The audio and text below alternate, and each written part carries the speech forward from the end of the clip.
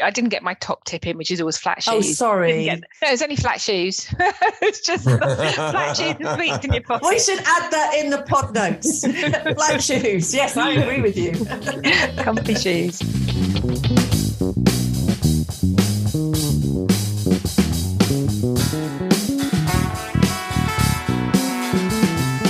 Hello and welcome to a new mini-series of the EdTech podcast that showcases the UK Bett show's impact on education and the EdTech ecosystem. I'm Rose Luckin, Professor of Learner-Centred Design at UCL's Institute of Education and founder of Educate Ventures Research. The UK Bett Show, brought to you by Hive, attracts 30,000 people to London's Docklands every year and acts as a global community hub for educational technology. 600 innovative EdTech and resource solution products are represented from over 120 countries, and entrepreneurs, educationalists and e-learning providers connect in over 5,000 meetings on site. The show's been running for some 38 years, and in that time it's grown from purely an exhibition of technology to one of talks and lectures, product reveals, international trade, peer-to-peer networking and e-sports. This year, however, it's billed as the best Bett ever. And although the 29th to the 31st of March is an important date in the calendar, what makes this Bett different? In the Zoom studio today, I have a number of special guests with me who want to talk about data, evidence and digital transformation. In particular, how Bett is performing its own digital transformation. Bett 2023 is set to deliver greater impact than ever before because of the increased volume of meaningful connections.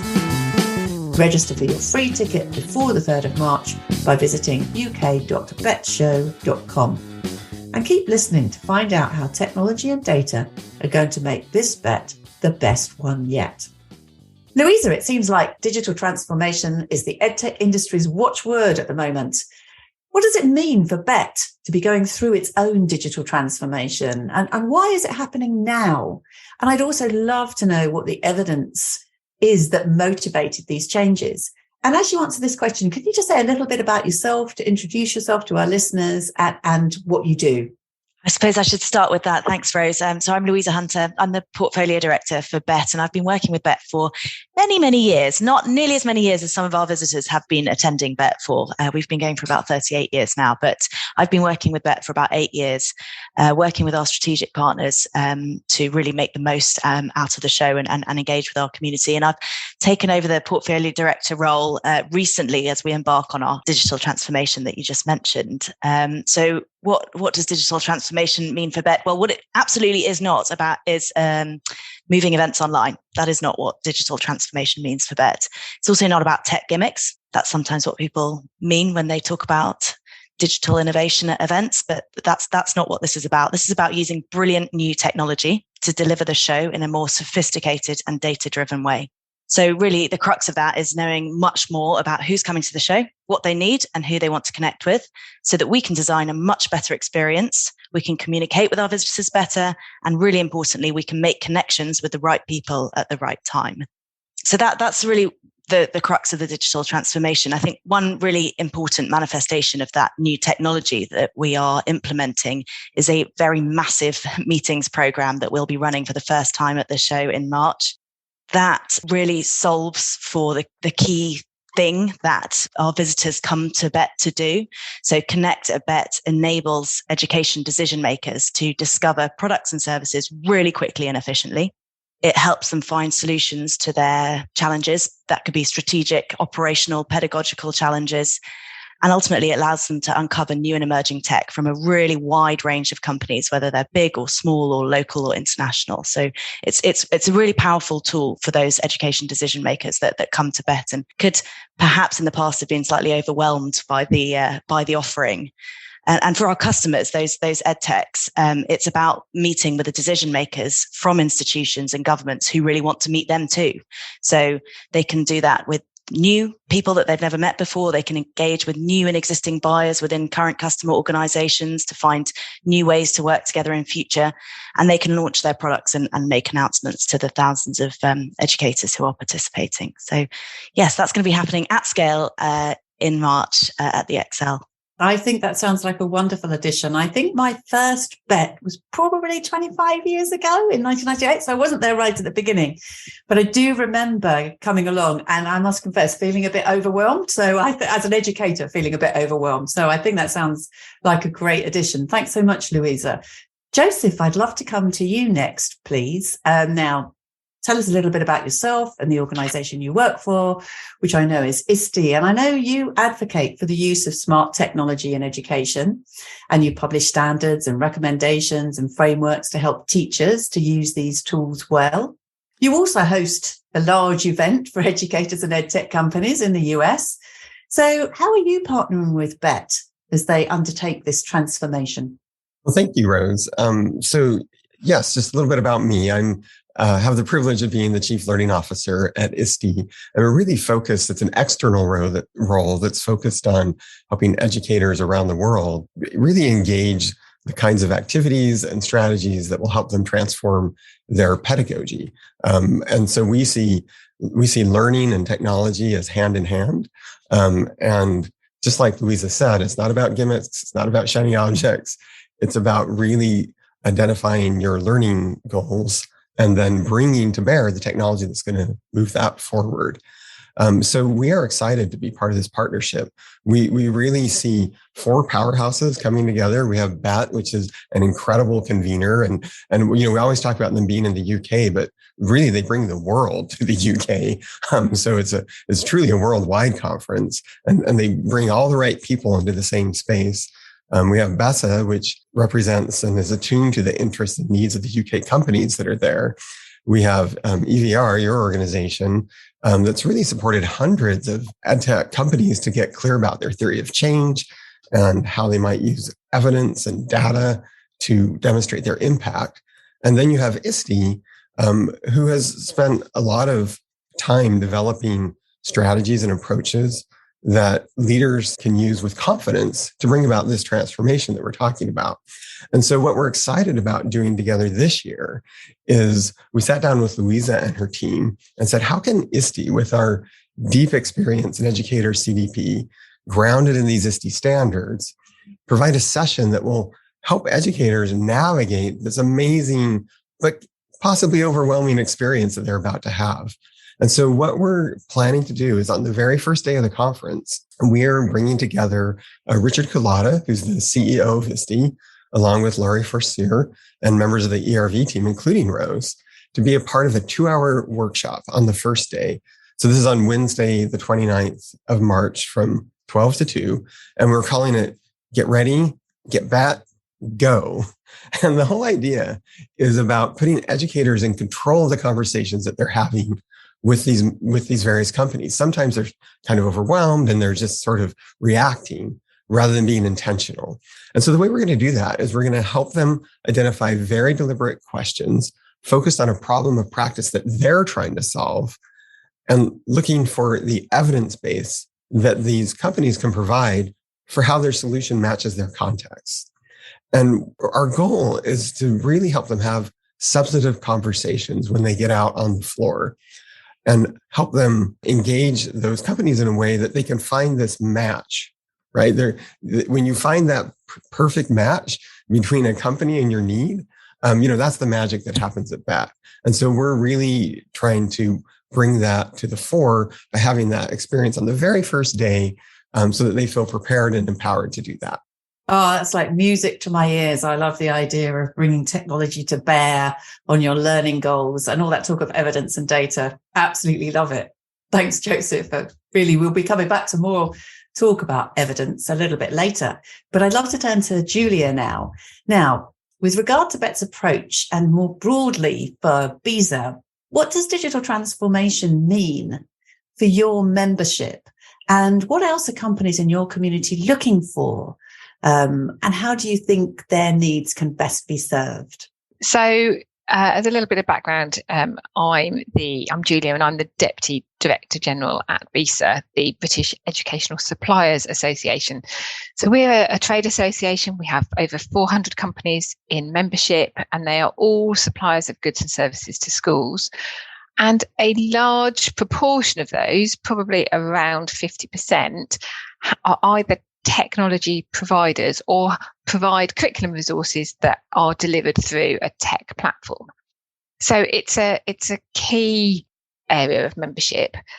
But for me as well, I've also, before I joined BISA, I worked for supplier organisations. So I have very fond memories of Bett, of standing on stands in going back many, many years.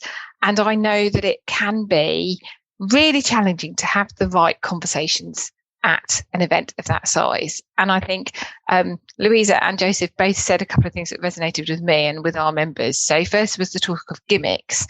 And I think the challenge has been with trade shows of this size in the past is it has tended to be a bit of a land grab. The biggest stand with the brightest gimmick is the one that can grab the most attention, and what has been in the past. And that can lead to a little bit of uneasiness amongst the exhibitors, because most of our members are ex-teachers and they've produced products and services that they know there's a genuine need for, and they just want to have those conversations with people. So the use of technology through the Connect at Bett program that Louise has mentioned is perfect to enable them to have those deeper conversations, to make those connections. And a bit like Joseph was saying about priming people to know what to look for when they go out on the shop floor, that we see the Connect at Bett and the use of technology as being complementary to the exhibition itself, because there'll always be some people who just want to browse and want to use an event like this for discovery. But for our members, it's not about just pushing a hard sell. It's about engaging with educators and having those deeper connections. And technology has always been core to that, whether it be the use of scanning tools so that you can capture leads, so that then you can then continue the conversation later on after the event. And tools like that have just developed over time. I think for us, the landscape is changing and the nature of that buyer-seller relationship is changing, and being able to identify the right people to have the conversations with is key, both within a trade show environment, but also in a broader sense. And that's where some of the other work that we're doing at BISA to engage with MAT leaders or to provide training to our members, or to help them use the technology they've got to cut through the noise on social media and email in order to have deeper, more meaningful conversations with school business leaders. Oh, absolutely. That resonates with me. I too have very fond memories, even though I found Bett overwhelming in those early days. I still have a real fond memory of it. But I agree, it was always hard to find the right person to talk to and get the right conversation going. So I think this is a wonderful initiative to try and make sure those conversations are really meaningful.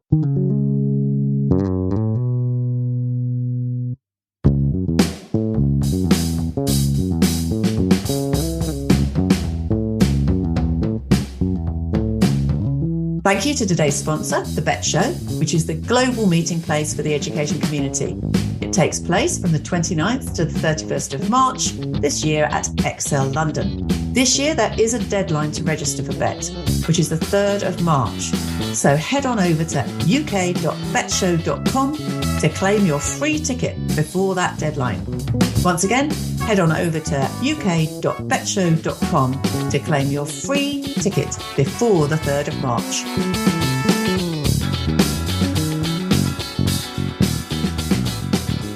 I did say we would come back to evidence, and I'm absolutely going to come back to the question of evidence, and I'm going to come to Joseph first, because you did bring up the subject of evidence, I believe, first. So I'd love to know your thoughts about evidence. And I think evidence can be seen as something that we need companies to provide in order to help teachers make good decisions about whether they should be engaging with the product or service. But we also need to think about what evidence means for us, don't we? What would make this show successful for people who attend, but also for you and your organization? Thank you. I think from ISTE's point of view, we're really interested in, the number of substantive conversations that we can help seed, the number and quality of the connections that are made, and, whether the two sides, the educators and the companies, are able to find common ground and really address problem of practice that an educator is focused on. When you talk about evidence, I think another thing that we'd love to see is, well, yes, it is incumbent upon the company to show the evidence that their product works. Every context is a little bit different. And so another thing that we would love to see as an outcome of this is partnerships between companies and educators, where they actually are able to trial those products in their context and gather that evidence together. Because that's going to be the most convincing evidence. But a lot of times educators just sort of come in wanting to pull something off the shelf. And sometimes there's a transactional conversation in their head, when in fact, neither side really wants to just have a transaction. And so I'm hoping that this will lead to shared evidence collection over time. You are so right. Many years ago, I wrote a book about context because I personally believe that context is fundamental to making educational interventions or interactions the most effective they can be. And so I couldn't agree with you more. The same technology applied in very different ways can have very different sorts of impacts. So you're right, those conversations really do need to be meaningful. And I think what you're saying about making connections where you're finding common ground around an educational issue is fundamental to that, because then you can think about the context in which a particular technology is going to be used. And I think that's key, isn't it, to getting this bit right. Julia, I'd love to come to you next and hear your thoughts about this question on evidence. Thank you, Joseph. Quite interesting what Joseph was saying there about the collaboration between schools and suppliers, because actually there's a category in one of the Bett Awards that are announced on the Wednesday of Bett, which is that does champion the collaboration between schools and suppliers, and part of the submission has to be the evidence piece there. And it's fantastic because it's really fascinating being the chair of the judges, is you get to read the submissions when they come in, because there's some really great work going on in this sphere, and the work that Educate Ventures do, and we partner with Rose and her team to provide a similar sort of program, a combined program for our members, so that they can go through and learn how to produce proper research-based evidence. And it's coming from both sides. It's a desire from our members and from suppliers everywhere to have proper, not just glorified testimonials, but proper research evidence. And there's push coming from teachers who are looking for it now. So there's a real sea change happening. And I think that's really, really important. Going back to the question about data and how do we evidence success for ourselves as BISA for the Bett event? We have several measures of success, and we run training for our members before they come along. And we always say to them, set your objectives, know what you want to achieve from an event such as this, because only then do you know what to measure and actually to be able to tell whether or not you've achieved it. And for one of us, it's a bit of a vague one, but it is happy members. So we've helped them get supported. We've worked with Bett themselves to get them the right stand and to see what other opportunities there are at the show. So as long as we've all worked hard together to ensure that they get the best fit and they get the best out of it, then that ticks one of our objectives. So happy members is key. But then again, to those collaborations and the common ground item again that Joseph mentioned, a lot of the work that we do at BISA is international. So it's working with ministries of education overseas, organisations similar to ours in other territories, to share best practice within the UK and to facilitate connections with companies, UK-based suppliers, with overseas companies and ministries, so that they can then start to develop long-term partnerships. So we will measure our success along the lines of which delegations. I mean, we've got delegations from France, Japan, South Korea, for instance, coming to meet with us, and we'll take them around the show and introduce them to companies that are exhibiting. And for us, the measure of success is how many of those go on to start partnerships, to start long-term relationships, and whether our collaborations with organisations like the Department for Business and Trade, formerly the DIT in the UK, to help with their initiatives at Bett as well, whether they come to fruition for the betterment, both for our members, but also for UK education worldwide. So they're definitely areas of focus for us this time around. I too have very fond memories of judging the awards and also of the awards ceremony, which is always a great fun event. I love the idea that you've just given everybody, and I think you're completely right. Set your objectives for what you want to achieve before you attend the event. I think that is definitely an excellent tip. And I agree with you wholeheartedly that I think there has been a sea change in the quality of conversations that are now being had about evidence. I mean, the way we've already been talking in this pod about context is a much richer notion of evidence than you would have been hearing 10 or 15 years ago. So I think there's huge potential, isn't there, for really starting to be able to measure success in lots of new and different ways. Louisa, over to you. What's your take on the evidence question, please? I mean, I just think that this is exactly the realization that Hive has had, and that we're sort of tapping into it better. It's not about leaving it to chance anymore. You can't just rely on luck to make critical connections or find the right partner, the right solution.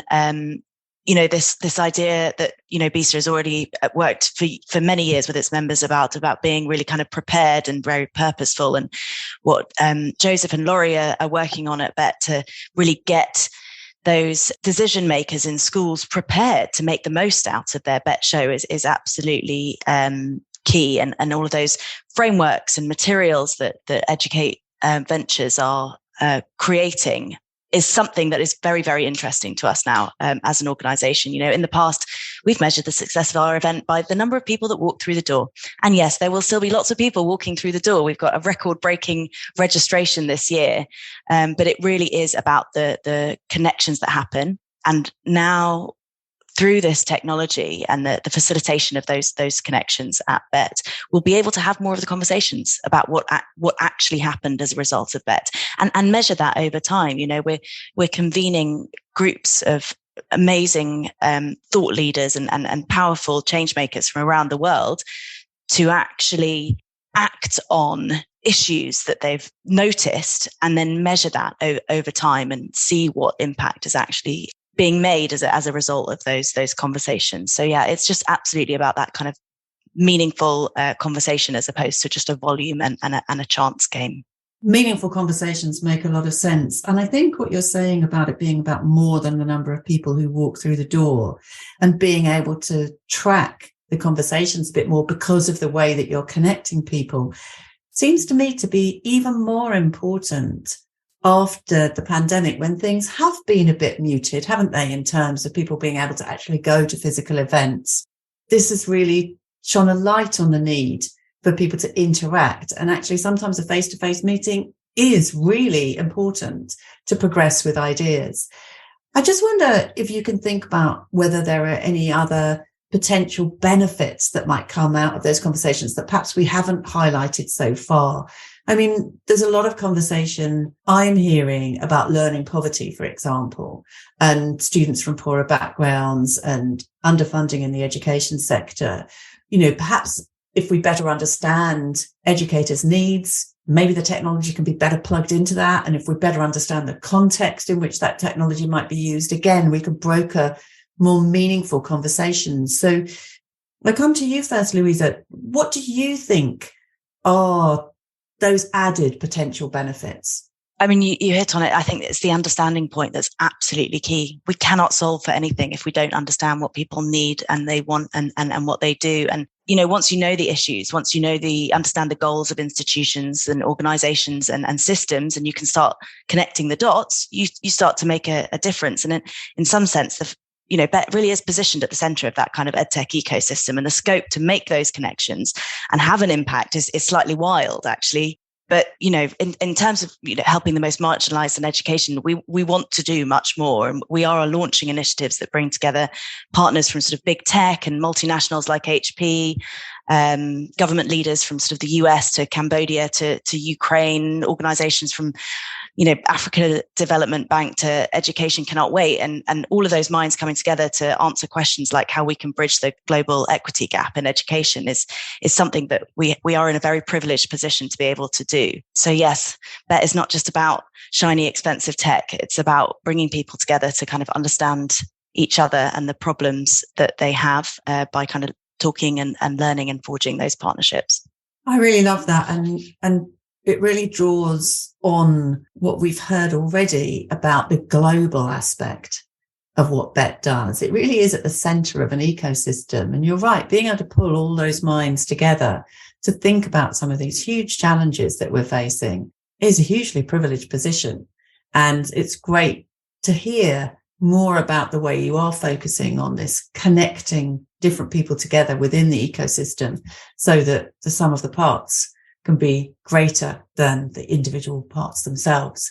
Julia, what's your take on this? And thank you, Louisa. I mean, I agree wholeheartedly with what Louisa says, and I see it as Bett can be a catalyst in two ways. So there is the thought leaders and change makers that Louisa referenced that you'll see on the panels or in the discussions, and hearing that and shining a light on some of those issues that in previous years might not have been included and might not have been front and centre. It's fantastic to see them given that forum. So that's really important. So it happens that way, but it's also the things that happen in the fringes. So some of the best connections you can have and the best conversations you have is maybe, when you're queuing to get a coffee and you start talking to the person next to you and you say, what did you think of that speaker? And then you start, engaging in a bit of chit chat, but you start finding we've talked about connections, but it's also inspiration. And I think that's one of the things that we possibly haven't touched on today. We've got members, companies in membership where they go, I came to Bett, I met so-and-so, I saw somebody speak. I then looked around the floor and I couldn't quite find the thing that did what it was that I wanted as a response to what I'd seen. So I made it myself. And it is that inspiration piece. Or it could be a connection between two companies who suddenly decide they're both working in the same area, and they can pool their resources to solve one of those big problems, because you don't solve digital poverty overnight on your own. It is a big issue. It needs big thinking. It needs collaboration. It needs new ideas. And that's absolutely the sort of thing that can be sparked by an event like Bett. Innovations and big thinking. And I know exactly what you mean about conversations on the fringes. That's absolutely been my experience in the past. And sometimes those are the things you really remember, aren't they? Those human connections, like you say, when you're sharing a coffee or you bump into somebody, absolutely can make a difference. And if we can kind of pull all those ideas together, I think it can really bring about some meaningful change for communities who perhaps have been a little bit marginalized in the past from the conversation. Well, there's been some fabulous answers to your question so far. So partly I just want to amplify them. I think Louisa's efforts that they're making to bring the voices to the table. I mean, that's the first step. If the people that you're trying to serve are not represented in the conversations, then they won't be addressed. And so bringing those voices front and center is really important. And Bett, what an amazing stage. What an amazing amplifier to bring those together. And then I think Julia's comments about the inspiration that can come from these conversations. One thing I think that we often overlook is how isolated it can feel to be an educator in a classroom, right? And maybe there's a flood of second language speakers that you've never had before in your school, and you're wondering how do I help them? Or perhaps you're realizing that the connectivity at the homes of your students isn't what you thought it was. And again, as a single educator, you're like, what can I do about that? And it's really difficult. But when you come and have these meaningful conversations, when you can sit down with people who have pooled their resources and literally spent millions trying to come up with these solutions, then suddenly you're connected and you have a way forward, and you realize that you're not alone and there's other people also trying to solve it. And so I think those connections are essential to get to these issues. That is such an important point, Joseph. The isolation, I think for a lot of people, that is huge. Isolation, you've got a problem, the opportunity to meet other people who may be in a similar situation and to share those challenges. It's a huge opportunity, isn't it? And it's one that we must make sure we leverage to best effect, because it could make a big impact on many people's lives.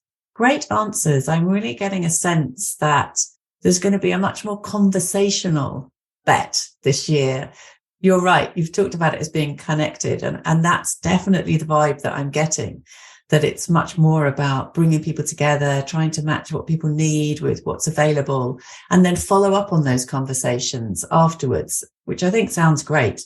And really important to address that point about isolation as well, that you've just highlighted, Joseph. Sadly, we are coming towards the end of our pod, which is a shame because I'd love to continue this conversation for a lot longer. But before you go, I have to ask you a little bit about your predictions for the future, because it's always fun to do this, isn't it? Generally, mine are way out, but it's always good to have a think about them.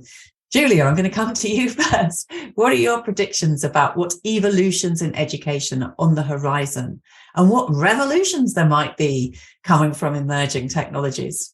If there's one thing that the last 3 years has taught me, is that it's almost impossible to predict what is coming down the line. I think you mentioned ChatGPT to me a while back, and I was in Cairo last month with BISA on a trade mission, and we went to some international schools, and it was all we were asked about. You know, is it the end of homework? Is it going to take over? Is this something that we really need to be having in our school? And I think it is.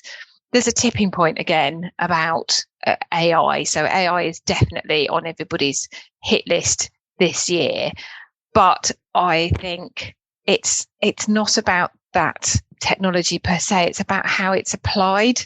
That's the key.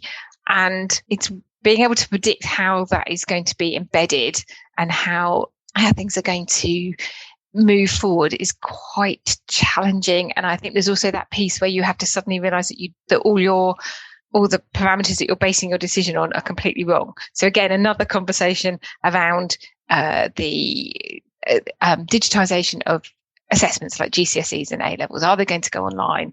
And I had a conversation with a group of teachers who were part of a pilot program for one of the exam boards, and they were coming back with they really liked the exams themselves were working, but things like, did they have enough laptops?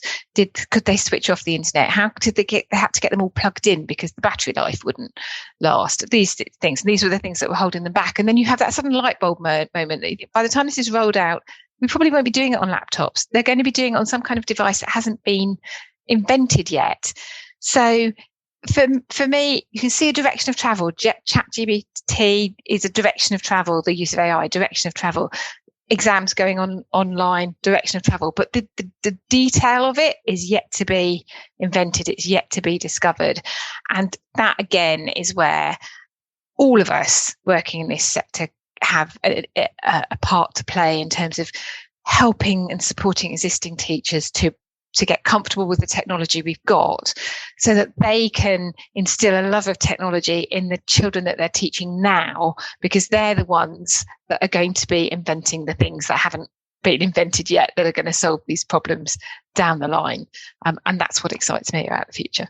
I agree completely, Julia. I think it's super exciting. Thank you. I think what you say about we don't know the detail yet. We're not sure how these technologies are going to be embedded and what the kind of hardware infrastructure might be that supports the kinds of technologies that are now being produced, from generative AI systems like ChatGPT to immersive environments. There's a huge amount of development going on there, isn't there? And I think it's a great opportunity. But for some people, change is daunting. So it's great to hear that you're seeing this change as being exciting, because I believe it's exciting too. And we need to embrace it and think about how we leverage it for the best for the future. Louisa, I'm going to come to you next. What's your top tip for predicting what might be coming around the corner? I mean, just about that, it's sort of about being prepared for the future, whether it is daunting and scary or exciting and filled with opportunity. So to the ChatGPT point, there will undoubtedly be lots of conversations about it at Bett. It's just getting bigger and bigger. But there's actually one session from the assistive technology officer at University of Oxford who will explore practical examples of how it's been used to kind of improve the lives of its users. So that's worth tuning into. But, you know, it's just about being prepared, like talking about mental well-being across school communities and developing future skills to prepare for that future workplace, empowering staff, reframing assessment, championing EdTech innovators so that they can be ready and prepared with us.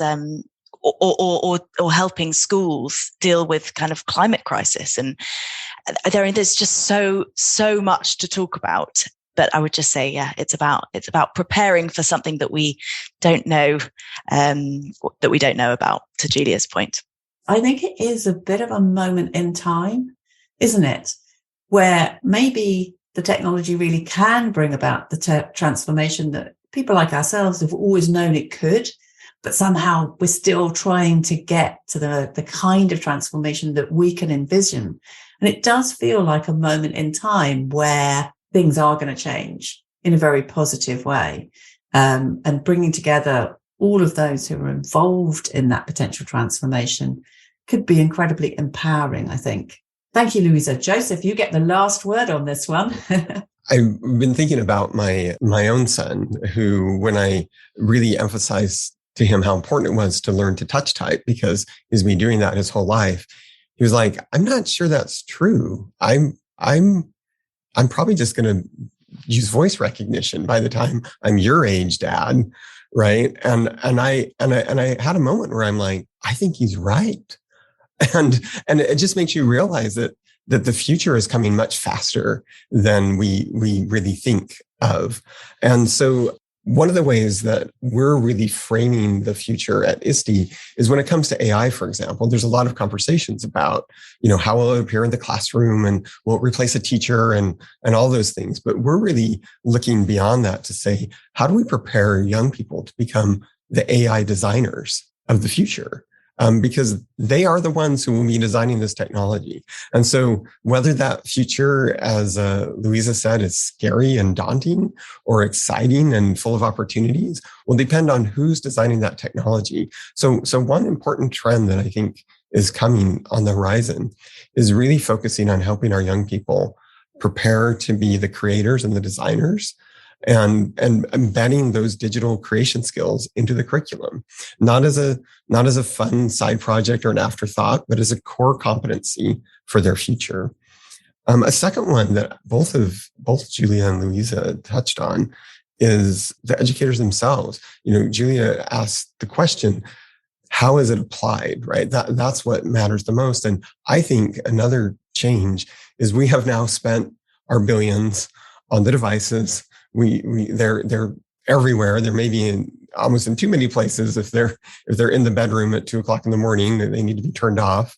But we haven't spent as much of our resources and our attention on expanding educators' capacity to use those in transformative ways. And so I think another big change will be focusing on that aspect. And ISTE, for example, has created a certification in the ISTE standards for educators and how to use technology in transformative ways. And we've seen the interest in that program skyrocket. And we're starting to come to that realization that it's the people, right, who are going to make this change. And then the third one I'll just mention quickly, and I think the pandemic taught us this, is that education is really and should be community-based, not just in the walls of the school, but should involve the parent and caregiver and the cultural institutions in the city or even beyond the city where the student is learning. And I think technology is a wonderful connector. So just as we're going to be connecting in person at Bett in meaningful ways, we can use technology to make those connections over longer distances and expand the learning community around learners. That's fabulous. I love that. Creativity, professional development, community, that is the way that we get the most from the future. And I think you've kind of summed it up in what you said about the future is coming faster than we realize. And it is. I think that's true. And we have to embrace it. And we have to try and get in that excited mindset so that we can really be positive and look towards building a great set of possibilities for young people and making sure that we give them the right skills, understanding, knowledge to be able to leverage these tools for their future. And that, of course, means that we have to ensure that the educators have the right skills and understanding themselves. And it's great to hear that you're getting even more uptake of the ISTE Standards Programme. That's really excellent news. Thank you, everybody. I have very much enjoyed the conversation. I am very much looking forward to Bett. I shall be there every day, I suspect. Looking forward to lots of conversations. I really appreciate you giving up your time to come on the pod. I think listeners will have got a huge amount from what you said today.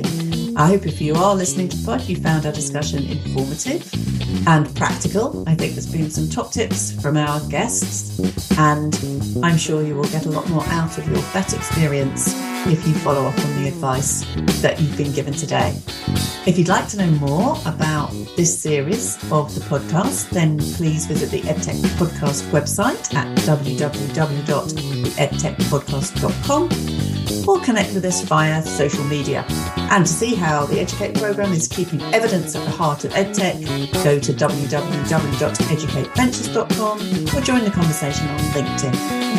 You've been listening to the Connecting at Bett series, performed in collaboration with the EdTech podcast, presented by me, Professor Rose Luckin. Join us for the second part of this two-part series, where we'll look at what the Bett going public should ask of those who are exhibiting and why impact and evidence is so vital to the ecosystem. Thank you very much to all of my guests, and thank you for listening. Thank you to today's sponsor, The Bett Show, which is the global meeting place for the education community. It takes place from the 29th to the 31st of March this year at Excel London. This year, there is a deadline to register for Bett, which is the 3rd of March. So head on over to uk.bettshow.com to claim your free ticket before that deadline. Once again, head on over to uk.bettshow.com to claim your free ticket before the 3rd of March.